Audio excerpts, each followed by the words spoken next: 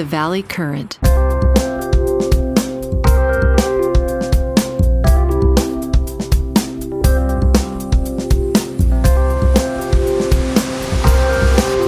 Hey, Bob, you're sounding good. Wow, you got all your certificates on the wall. That's a lot of certificates behind you. So the idea is to bring this guy into it. I like that. Let me see if I can't set it up a little better. Wow, that house has mahogany doors and mahogany ceiling. That's pretty amazing. This place is great for wood. It really is. Tropical hardwoods, all waterproof. It's really something. I don't know if this is going to make sense, though. What I want is to show everything from Japan, which is here, to the Persian Gulf, or even the Red Sea. But if you're not going to see any details, there's no point in it. No, the details are there, and we could obviously bring a map on the screen in a second.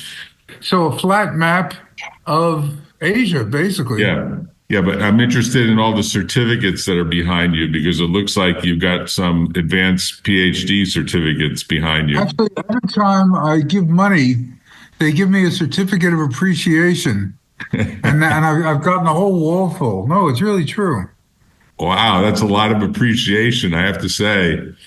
What it reminded me of, I've got another stack to put on the far side now. You don't know this, but what it reminded me of is we had a room. It's since been disassembled, but we had a room at the firm that I had all the certificates, all the stock certificates of all the companies that failed, that we invested our time or money in Silicon Valley, that failed. And it was like just as many certificates on the wall of all the failures. And each one told its own story of, 99 out of 100 companies in Silicon Valley fail, but you get to know the founders, and they often become serial entrepreneurs, and then they come back to you and maybe they learn something the first, second, or maybe even third. We have one that's now fourth time around. He's hoping to be successful after, 3 other failures. Usually by the time it's 4, 5, 6, 7, 8 failures, usually they're too old to restart. But, sometimes they do. So that's what that whole certificate thing reminded me of. But that's a certificate of appreciation from the university or from the city or from the town, or all the above. No, they're from, some are from Saponavong University, some are from the town, because I gave the town some money, some are from a temple, because I gave the temple some money. They're rigorous about that. That's beautiful. And the funny thing is, they don't do EFT. That's really bloodless. They want the actual physical cash stuffed in envelopes. And then, no, really. And then you give the guy the envelope stuffed with cash. On the outside, it says what it's for and how many million GIP it is. Big letters. And then then there's a handshake up, and then they take photos, and then they give you the certificate. It happened again just yesterday. So I'm kind of curious. It's not because they feel like you have to have this for tax reasons, as in the U.S. In the U.S., you have to have something back from whoever you give a gift to. No, nothing like that. Right. It's customary to give certificates of appreciation, and I collect them like box tops. I really do. So you have what looks like at least a couple of dozen.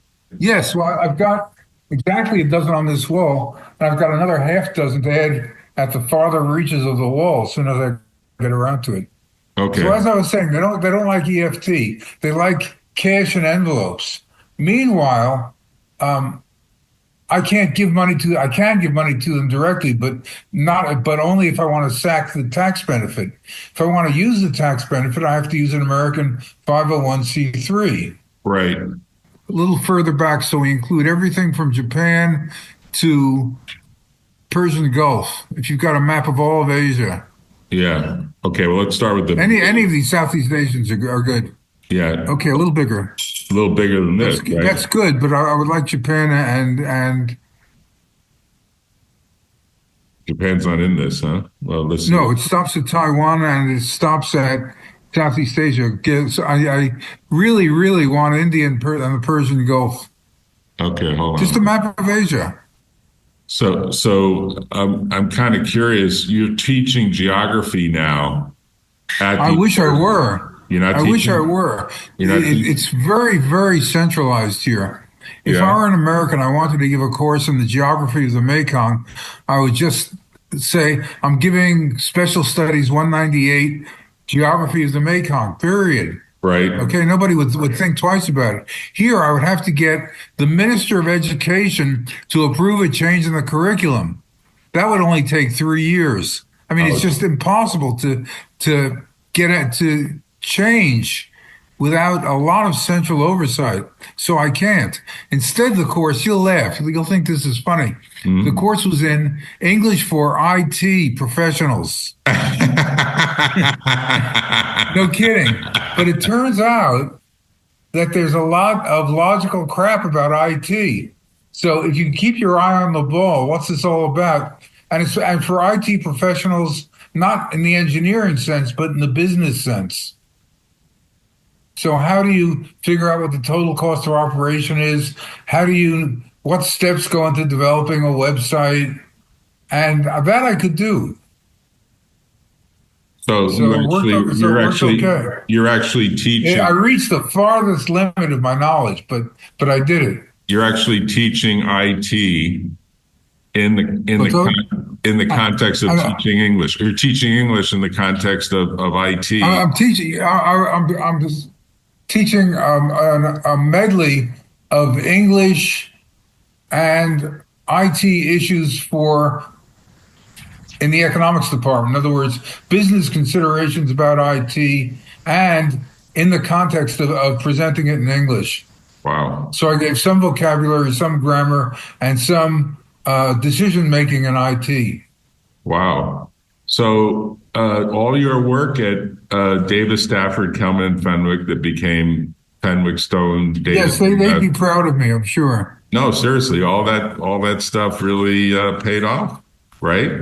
If you think about it. I don't think, no, I mean, to be honest, not that I want to throw any spitballs at them at this late date, but no, basically, how do you make a decision about um, which computer to buy? And there are like five variables. One has a warranty, one has free training, the software is not free, the other has an extended warranty and blah, blah, blah. So you add together the five or six variables and you come to a conclusion. The kids here are very, very weak on conceptual issues, very weak. So, for example, one of the questions very on the weak on midterm what on was, what? let me see if I can remember it. Very One of the weak. questions on the midterm is which of these two programs is cheaper? And the first answer is Gimel is cheaper. Second is Dalit is cheaper, and the third, excellent. Okay, good. All Still right, not there, but okay, let's go. I got a big map of Southeast Yeah, Asia, let's do it. including China. You're the expert. Okay, so let You're me, the while expert. we're doing that, I'll finish the sentence. So there were two computers, which is the more expensive? And answer one, computer one is the cheapest. Answer two, computer two is the cheapest. Answer three, you don't know because computer two charges per call for service, and you don't know how many calls there will be. So Right, that was the correct answer. right, Good. Then the right. next question is, why should the client not buy computer two? Answer, computer two is not the cheapest. Well, you don't know if it's not the cheapest. Right. You just told me you don't know. And then you go and check that anyway. I mean, they're really not thinking things through at all, at all. So And it's you're actually kind of shocking. I you had one brilliant kid, and I would like to give her a scholarship and send her to Thailand. I really would. And two are kind of competent, and the others are basically just going to do what they're told because they don't know any better. It's really amazing how much a rote education does not give the student. yeah, so you're really teaching critical thinking in some ways. Yes, You're teaching critical thinking, which is yes. obviously a key skill that everyone should learn in probably even grade school, in fact, maybe even kindergarten, right? maybe even Well, it comes 40. naturally to me to think that way, but apparently not. You don't develop it sui generis. So people don't take you by the hand. So how many students are in this We class? had we had 22. It was So a the good 22 group. students, you'd say the top 10% is like 2.2 students or roughly. Yeah, I would say we had one excellent student who deserves to go on and do bigger things, two quite competent students, four, well, all right, and the other 14, 15, well, they tried. That's Nice like kids, though, I must that's say. like that's like startup companies. That's exactly how it breaks down. You'll have one or two that are clear home runs It's or exactly how the grand. world breaks down. That's the 80-20 rule, right? That's the notion that, 20% Hmm. accounts for 80%. And, basically a lot of the world revolves around that Basically, decisions of 20%. Well, these days it might be the decisions of 1%. But we're now looking at a map of Southeast Asia. I got the whole friggin' map up here. And we're looking at really China as the dominant. China is fine. Vietnam is fine. Japan is off the map, but I can say Japan is off the map. We've got Taipei, we've got the Philippines. Okay. What we don't have is the connection between this and the Persian Gulf. But I'll just tell them there is one. Let's go with it. Yeah. Okay. So Yeah. Okay. conceptually, the hotspot in the world, as we all know, is what's going on in Taiwan because a lot of manufacturing. Well, I would amend that. I would say this body of water, the South China Sea, Mhm. has two exits to the. Can we go up a little bit? Can we go move it up a little bit? Up, other way, other way, other way, other way, Anyway, okay. other way, other way, What, other way. Ah, okay, right there. So it has. Put it back. Up, up, up. this Move it way? up. This way? No, no, the other way, the other way, the other way, other way, other way. I'll tell you when. Other way. Good. Okay, so there are two entrances to the South China Sea. One is here at Singapore at the south end, and the other is at Taiwan at the north end. Right. And and the point is, Taiwan commands the exits from the South China Sea. So if Taiwan goes to China, the South China Sea goes to China. Conversely, if the South China Sea is Chinese because of Chinese military power, okay, naval power, Right. then Taiwan's independence means nothing. And the reason it means nothing is China and the South China Sea blocks all of Taiwan's trade routes, either getting oil from the Persian Gulf, which is why I wanted it, or selling stuff to Europe. Okay. So Right. Taiwan and Japan and Korea, for that matter, cannot exist economically if the South China Sea is closed. So if China closes the South China Sea, that's it for Taiwan. Conversely, if Taiwan is Chinese, that closes the South China Sea. In other words, Taiwan and the South China Sea are like the yin and the yang in one of those, um, interpenetrating little diagrams. Right. So in the So U.S., I don't say Taiwan. in the I U, say the in whole the, schmear.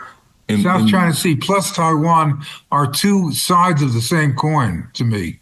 right. So in the U.S., we have an analogy. At least the current administration thinks we have an analogy in what's going on in the Panama Canal. Right. The U.S. wants to take over the Panama Canal, and some hedge Yeah, funds I heard that. have bought rights or have bought out some of the interests of the Panamanians. I think the Panamanians owned it, and now that some hedge funds have paid a huge amount of money, U.S.-based hedge funds or investment funds, private equity funds, have paid a lot of money to control various companies that run the Panama Canal or operate in the Panama Canal. And I don't know if that's going to change any of this, but it seems like imperialism is sort of the word of the day. If you're looking at what's happening in the world, maybe it started with Putin invading Ukraine and sort of winning portions of Ukraine. Obviously, there's a war going on. Maybe to some degree, you could say the same thing is happening in Israel with respect to Gaza and the Gaza Strip. That's a separate controversy, a separate hot zone. The Taiwan Chinese issue is a hot zone, obviously. And now our US president is talking about taking over Greenland. And I guess the latest thing I heard or read somewhere is that he's Well, talking about maybe to take he over is, Canada. and frankly, from the geographer's point of view, just looking at North America as a unit kind of makes sense to me, frankly. Right, right. You And I think, know it does, and I don't see what Denmark's interest in Greenland is, or whether Greenland is going to get a lot of goodies from Denmark. That connection just means nothing to me, frankly. well, isn't there a bunch of And oil and Greenland is gas? too small to be an entity by itself. I think the Canadians should have made this move 20 or 30 years ago, frankly, The because Canadians, that would make sense. the But Canadians should have made a move on Greenland. Is what you're saying, right? yeah, but you know, Canadians, they're not pushy, Right, right? I mean, they're not. right. But is the play to Greenland an eventual play that moves to Canada for the U.S. from an imperialist point of view? Like if you take the Yeah. view, if you take the view that Imperialist is not. that the It's a world, yay boo term. It's not an analytic term. right, So it is, it isn't, whatever. I mean, the point is, doesn't make sense in what calculus? right. If you take the view that the world is now concentrating into maybe seven powers, maybe five powers, and the North America power would be U.S. dominant and would include Canada and Mexico, and Mhm. there would be obviously all of Asia as a group would be dominant by China.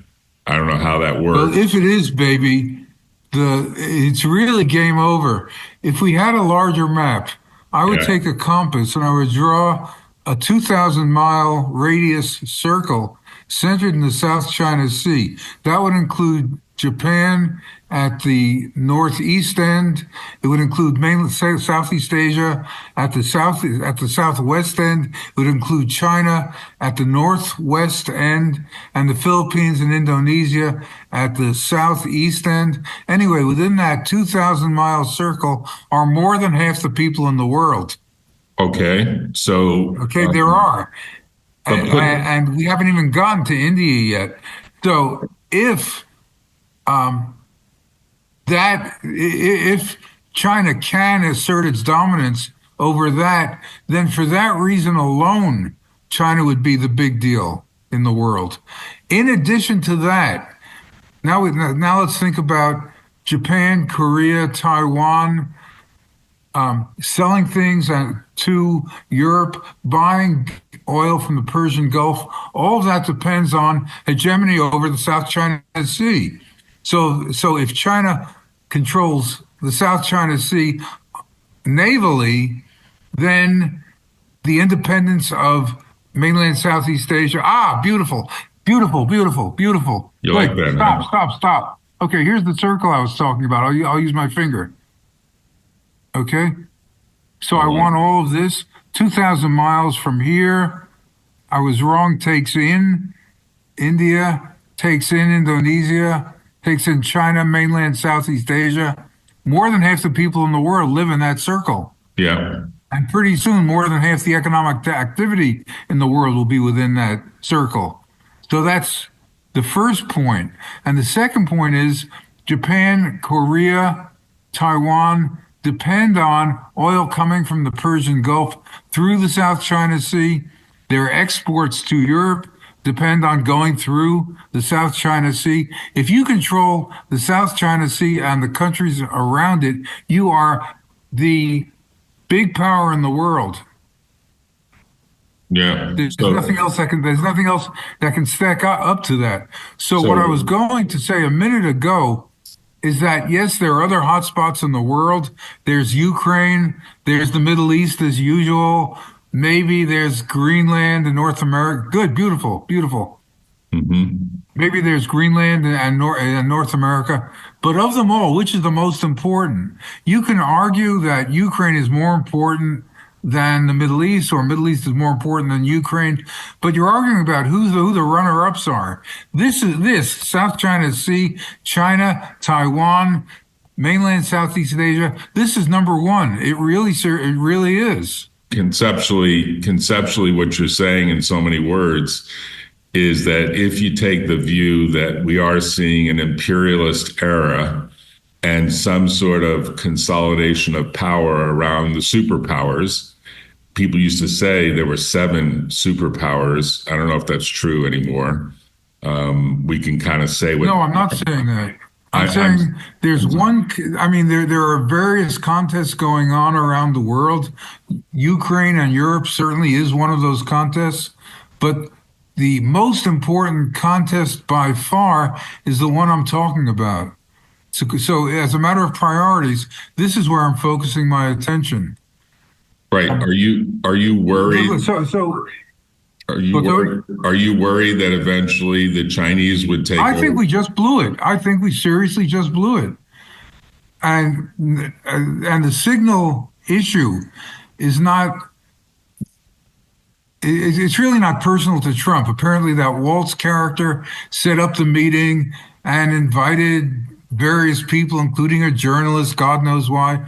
Apparently with Signal, like with Facebook, you can set up an ad hoc group and you add members to the group one by one. Right. And when you add a member, all the other members of the group know that you've added the new member. So how could that possibly be inadvertent? He must have been half asleep or drunk, honestly. There's just no way to stumble into it otherwise. Right. But having done that, okay, I was just reading when you were a kid, did you read the Hardy Boys? Yes. The Secret of Pirates Cove? Yep. Do you think the Hardy Boys would share the Secret of Pirates Cove with Mike Waltz? Are you kidding? Right. I mean, intelligence cooperation is a thing of the past. It just is. And moreover, it'll stay a thing of the past. I mean, let's assume it's 2028. The world is still somehow staggering on. And then Kamala Harris becomes president at last. Oh, thank God. Do you think that'll solve the problem? No. Of course not. People still will think, A, these people are a bunch of flakes. And B, okay, Kamala's not quite the same flake as these guys. But they'll be back in 4 years or back in 8 years. We can't make security arrangements with these guys anymore. We can't.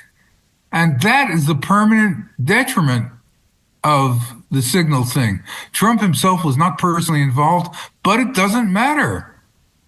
The blunder. If people are not going to trust us enough to cooperate, then they're not. That's all. Right. So the blunder, in your view, that blunder has a repercussion forever. Well, I do think so, but it's not by itself. Tearing up treaties like NATO, and by the way, I'm not against a thoroughgoing reform of NATO, and we can discuss why, but it's really tempting to stop now and discuss why. But I'm not against that conceptually. I think NATO made sense in the 60s and 70s, but in the 80s, with the fall of Russia and the rise of China, a security arrangement that made sense for the 60s and 70s no longer makes sense. It's just not fit for purpose now.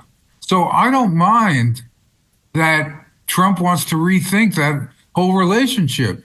When the Signal issue came out, and one of the things they said in the course of the Signal talk was, those Europeans, they're so hopeless, they're so cheap, they're so this and that, they're such losers. Right. And I sometimes read the English press, The Guardian. Right. And that's what The Guardian picked up on. Oh no, Vance called us a poo-poo head. We're not poo-poo heads. I mean, that's what really got them. Well, excuse me, you are poo-poo heads. You seriously are. We've been hearing from Trump wanting to undercut NATO for 8 years. Right. And what have you done about it to date? Third year of the war is over. We're now in the 4th year of the war. What have you done about it? Literally nothing whatever. I mean, they're poo-poo heads, face it. Okay? But so I don't have a problem with Trump turning his back on that, on Europe, or the security arrangements of 40 and 50 years ago. But why is he doing it? Is he doing it so he can redeploy American assets to deal with the South China Sea? That would be nice. Right. I could support that. Or is he doing it because he doesn't care about foreign relations that much? He just doesn't. He's got a domestic quasi-revolution going on, and he's focused on that. What happens in the South China Sea, I don't think he could find it on a map, honestly. Yeah. He just doesn't care. So he's getting rid of the NATO commitment, not in order to make a new commitment or strengthen a commitment elsewhere where it would matter a lot more, to me at least. He's doing it just to shuck all these foreign engagements. Well, China has a big seaboard on the South China Sea. It's extremely difficult to confront China in their own home waters. You can imagine China trying to make a big deal of the Gulf of Mexico, Gulf of America, whatever. Could not be done. It's impossible. It's going to be extremely difficult to confront China in these waters. Right. And how could we possibly do it? China outbuilds us 10 to 1 in shipping now. How can we possibly do it? We need Japan. We need India. Okay? Vietnam has nothing but seaboard on the South China Sea. Vietnam's independence does not exist if the South China Sea is Chinese. Okay? So we need these people to join us in balancing China in the South China Sea, or it's game over. Right. So let me just summarize. And are they going to do it? Hold on. Is Japan going to say, gee, those Chinese, if they take the South China Sea, it's curtains for us. We ought to help the Americans to confront them. Is India going to say that? Is Vietnam going to say that? Well, maybe 10 years ago they would have said that. Now, are you kidding? You can't cooperate with these people. They're not even interested. So Bob, hold on a second. So they'll make their own arrangements. And what will their own arrangements be? India is already a nuclear power. Japan is going to be a nuclear power. Korea is going to be a nuclear power. It's going to be nuclear proliferation city. They're not going to make the same mistake Ukraine made. Right, Bob, hold on a second. Be defenseless. Bob. It scares the hell out of me, frankly. Right, hold on a second. Yeah. Let me just summarize a couple of things just to make sure I'm tracking your comments. If Trump was actually doing a redeployment of troops into what you think is the much more significant theater of American force, which is the South China Sea. So move everything out of NATO, everything out of Europe, and basically say to the Europeans, you deal with Europe. And he's right about that. It is a European problem. It's a European problem. It's not an American problem. And frankly... And Europe has like 10 times the population, 10 times the size of the economy, and 5 times the population of Russia. What they need us for is a mystery to me, honestly. Right. So if he said, look, we have to pick our battles. We cannot be the police person, whatever that is. That's right. We can't be the world police. Before the rise of China, we could put chips in the Persian Gulf and the Ukraine or wherever. Now we cannot. Right. If we wish to confront China, we must pull our chips into that locus. Must. Right.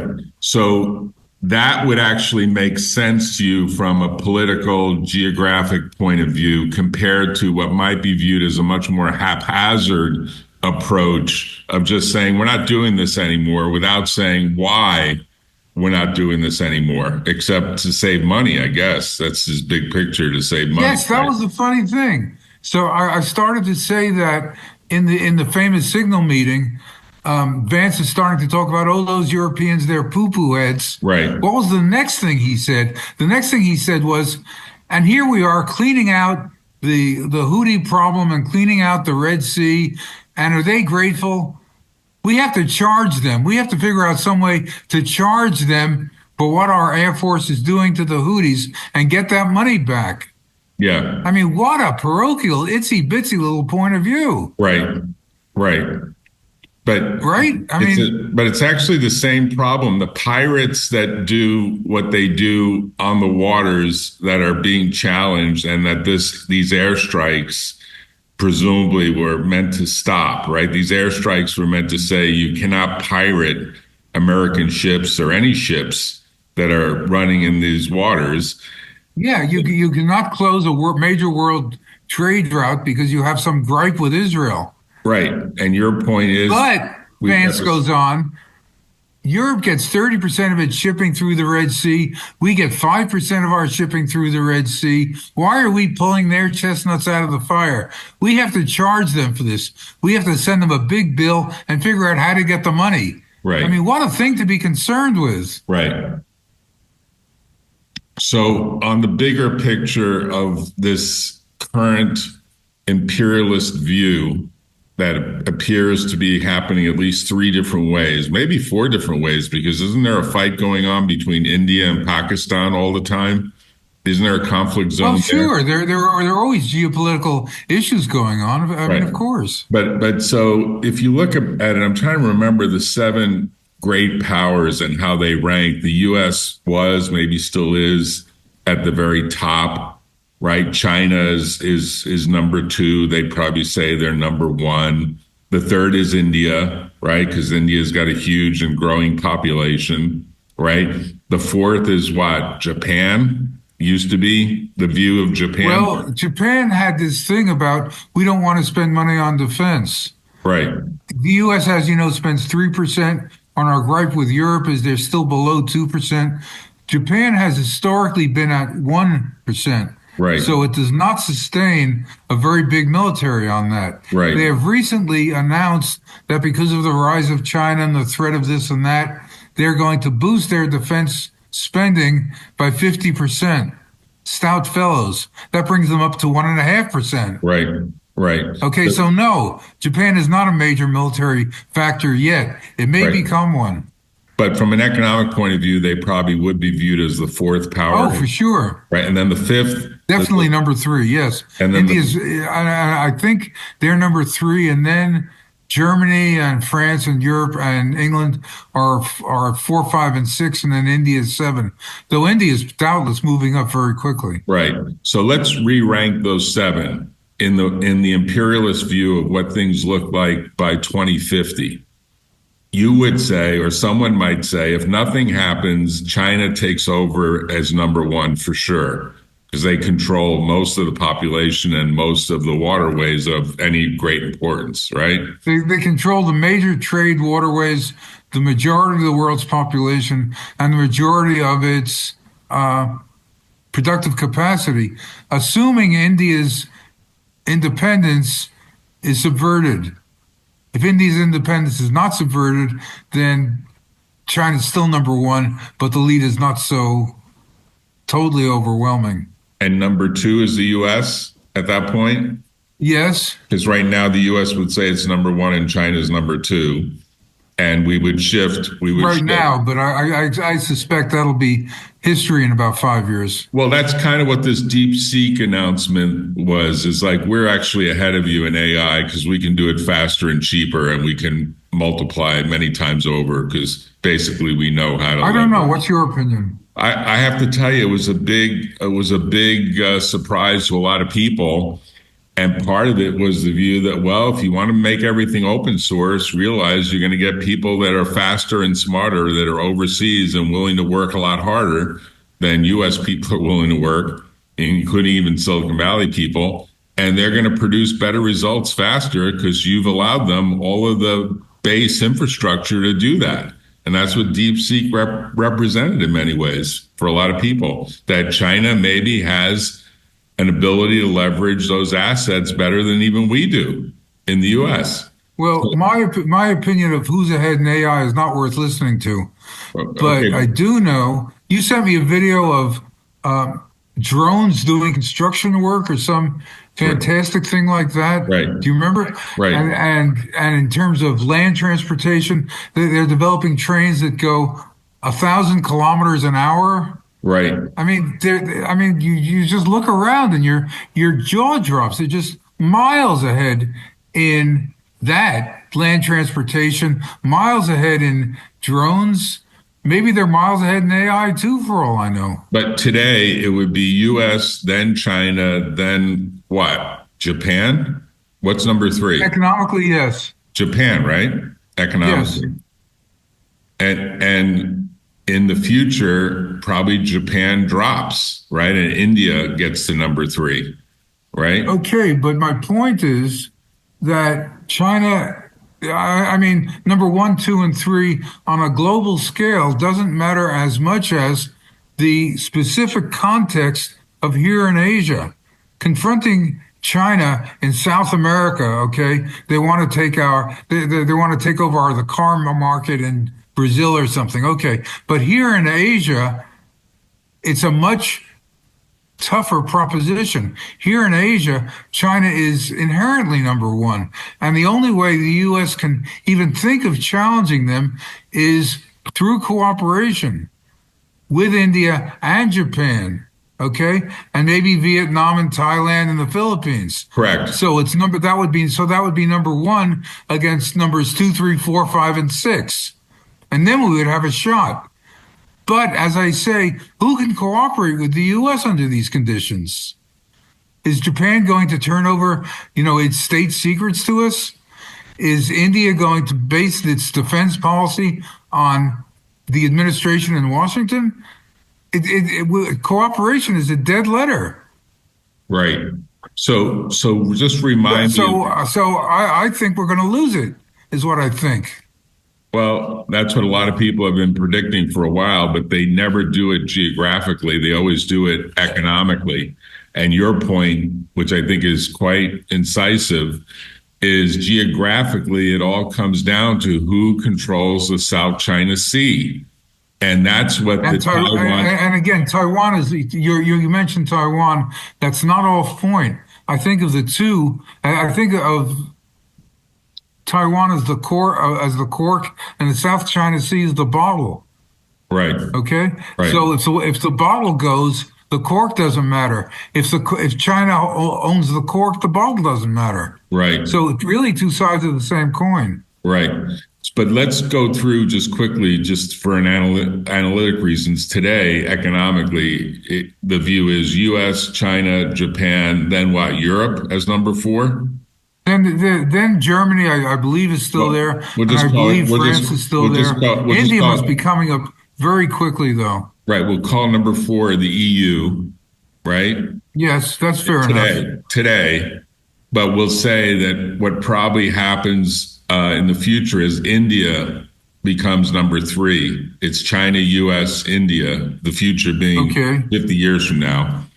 And I don't know where Europe is. Is Europe then still number 4? Is Japan slot in as number 4 and Europe goes down to number 5? Well, what's all this in aid of? When we get your league table, what do we do with it? We just do an analysis of kind of the game board, like the 7 powers. If we say there's 7 great powers, I think Russia is not really such a great power economically, but they're obviously... You certainly wouldn't think so. Right? Right?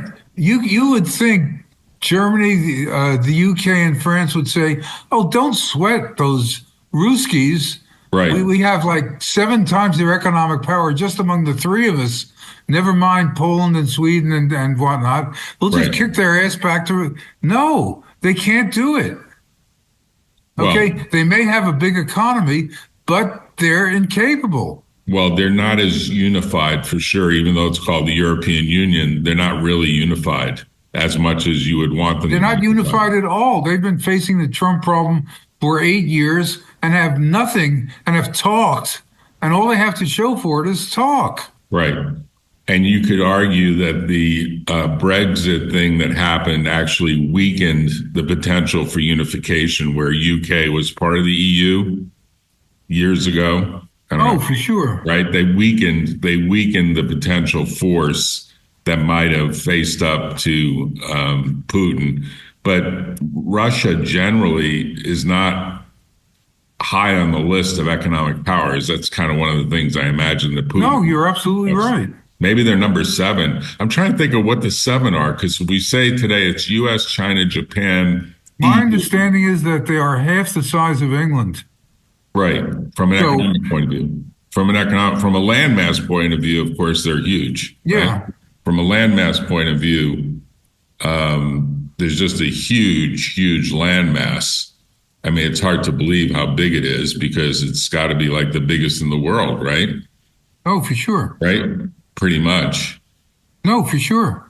And If we do take over Canada, I think it'll be a contest. But unless and until that happens, it's no contest. I mean, here's Greenland, right? Am I looking at Greenland now? Is this Greenland up here? You remind me. Yes. Right here? Yes. Yeah, isn't that Greenland? That white. Yes, it is. Yes. And what's the thing below to the south of Greenland? What is that? Iceland. That's Iceland. It's Iceland. That's Iceland. Sorry, Greenland, Iceland. This is how, by the way, just a little side note. Why does Denmark own Greenland? I don't know. Okay, and the answer is yeah. it didn't originally. Originally, Norway, which just fell off, Norway sailed to and discovered and took over Iceland and Greenland. And so Okay. they were part of the Norwegian crown. Later in European history, there was a union of crowns between Norway and Denmark. Okay. Then during the Napoleonic era, Sweden defied Napoleon and joined the Allies and was rewarded after the fall of Napoleon with Denmark. Okay? At that time, Greenland was part of Norway come Denmark. Right. And then Sweden took over Denmark at the end of the Napoleonic War, but they just forgot about Greenland. Right. It's just like hanging out there. Right. And so Greenland got Denmark. Wow. That's why. Denmark What got have they done Greenland. for Denmark got Greenland. Greenland ever since? Right. Nothing. I mean, the idea that there's some sacred obligation to keep, Greenland Danish makes no sense to me. So I'm still trying to figure out what are the seven. I'm just saying, if we look at the rankings, GDP by country, right? There's actually is a website that does it. It's US, China. Then they put Germany as number 3, but I would just call the EU as number Couldn't 3. be. I don't believe it. That's what they say. They say the table. I don't believe it. I just don't. You don't think Germany's 3? 4 I is think Japan, is 5 certainly is number India, 3. 6 is UK, 7 is France, 8 is Italy, 9 is Brazil, 10 is Canada, 11 is Russia, 12 is Mexico, 13 is Australia. Okay. Now, I would re-rank these based on, the EU, but they're doing it by country. They're not doing it by political union, right? So so the question is, do you put France and Germany in the same bag? And this brings up the question of intra-European relations, which are headed south. Right. And the question is, how far south? Right. And I really don't know how far. But they are having something like the Trump phenomenon in Europe as well, in which the old parties, Republicans and Democrats have never been weaker. The Republicans are not an independent force. They're like a wholly owned subsidiary of Trumpism. Mm-hmm. Right? The old party structure is just gone. The same thing is happening in England. Labour Party is quite weak. Reform, which is kind of the right-wing thing, is gaining fast. The Tories, the old right-wing thing, are kind of dead. In Germany, the far right, they call it far right, Alternative for Deutschland, is now number 2. In Italy, the brothers of the Fratelli are now number 1. Okay. In France, the National Front under Le Pen is now number 1 or number 2. We'll find out at the next election. And all these countries are fairly national. All these right-wing parties, the Fratelli and the AFD and the Front National in France and Reform, they're all fairly nationalistic. And cooperation among them is not a certain thing at all. So whether Europe will count as one entity 10 years from now or not is an open question. Right. And I guess whether the U.S. actually somehow extends its reach north and south into this ginormous maybe even south into South America, right? If you really want to take a view of what the U.S. could try to do. Well, we always have. I mean, we've always thought of them as our backyard, Right. and I don't think they like it. But And why we can't, and will Brazil go on accepting American hegemony indefinitely into the future? right. But we couldn't even take Well, over. economically, maybe not so much. I mean, we couldn't The even take Trump over. tariffs may reserve the American market for Tesla and Ford and whatnot, but Brazil could care less about that. Right. Meanwhile, China, the BYD in China it can outsell any American company by 50%. They're going to take the Brazilian market That's what I think. and the Argentinian market and the Chilean market. And these Right. places will be economic appendages not of us but of China. Yeah. Right? That's Right. that's a good prediction. I think your prediction is correct because the Chinese have figured out a way to No, introduce. that's the strange thing about Trump. He presents himself as this aggressive world shaker, but what he's in fact doing is building a wall around America and trying to protect the American manufacturers by giving them American consumers. Right. Well, cool, but that leaves out the whole rest of the world. Right. And the whole rest of the world is not going to be part of that little arrangement. So let's go back to your globe that was on your desk. You had that globe. Let's go back to, I'm sorry? The circular globe, the physical map that you have. Yeah. Pull it up just because that's the 3D version of the world. Yeah, there you go. Okay. So there's your globe. There's your camera on the globe. And Good. you basically present a view about an area of the world that is a hotspot. The Chinese have taken kind of the long view, right? Pretty much that they will eventually take control of the South China Sea. I don't see how I don't see how not. At one time, 6 or 8 years ago, people recognized this threat, and by people I mean there was an organization called the Quad, and the Quad was the U.S., India, Japan, and Australia, Right. and with Vietnam kind of helping to present a counterweight to China in the South China Sea. Right. Well, you haven't heard much about the Quad lately. Right. Okay, India just walked away from it. They can't rely on America to make their security arrangements anymore. And Japan is going to walk away from it. Japan will get an independent nuclear deterrent, and that's it. Vietnam, whose independence is completely dependent on the South China Sea. As you can see, here's Vietnam. If the South China Sea is Chinese, Vietnam's independence is nominal. Right. It just has no other frontier. Okay? So you'd think that they would be part of this American come Japanese come Indian resistance, but Right. they're not. And they have a history of defying China that goes back over 1,000 years. They fought with them as recently as 1979.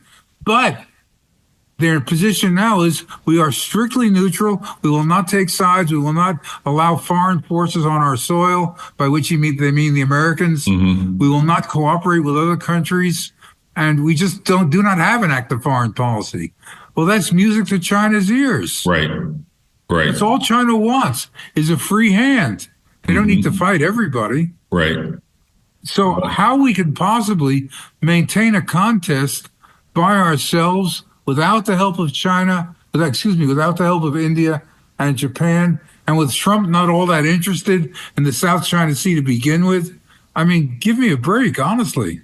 So it is kind of a perfect time for Xi to decide to invade Taiwan and to sort of make the muscle apparent the way you could argue Putin has done. He's made his muscle pretty apparent. And at one point, I thought they would wait, but there becomes less and less reason for them to wait. When they have clear naval and air superiority, again, locally, not in the world, but in the South China Sea, Right. and when Trump is off on some crush the court or whatever domestic concern he's involved with, Right. and when Japan has backed off, there's really not much for them to wait for. Right. Right. So, Bob, this has been quite interesting. Thank you for making the time. I know it's like, what, 7 or 8 p.m. there? Coming up on 10 p.m. 10 p.m. Thanks for staying up for me. I love all your awards in the background. I love all the gifts you're doing. You're changing the lives of people in Laos, that's for sure.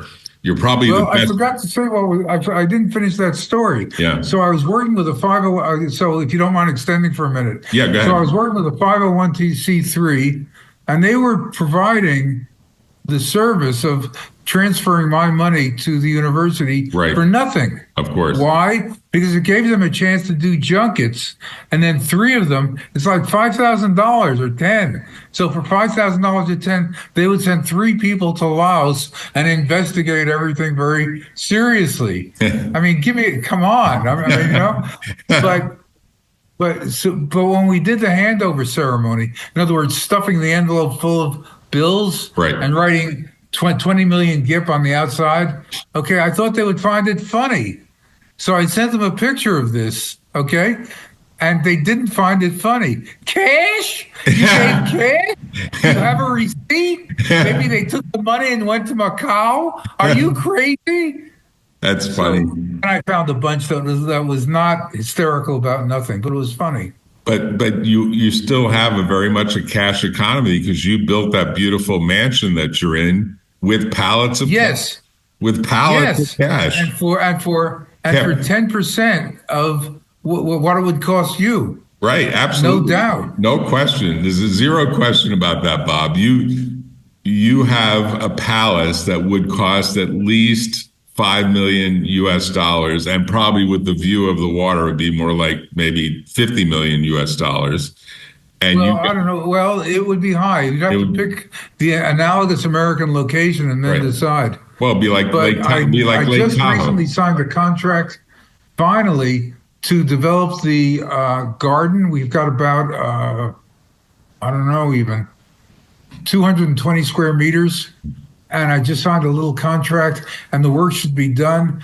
And then comes the rainy season, and then the house is all ready, and you and Lee can come. I would suggest late October, if you can arrange that, beginning of November. Yeah, absolutely. That would be terrible, frankly. So Bob, I put on my U.S. Coast Guard hat in reflection of the U.S. would need to take steps to protect all the interests, including the interests of people in Laos, because of the Chinese move on all this. I guess you guys become dominated by China as well in Laos, right?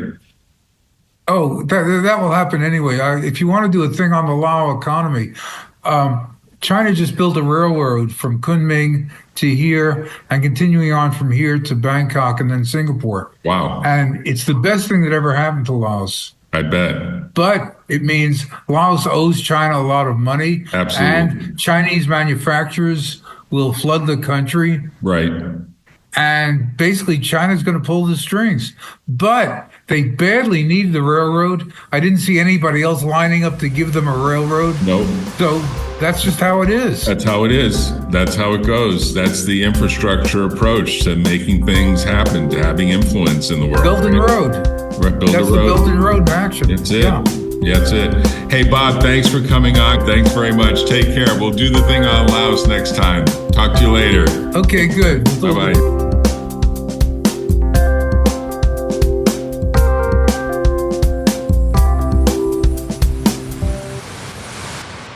Tune in next time on The Valley Current.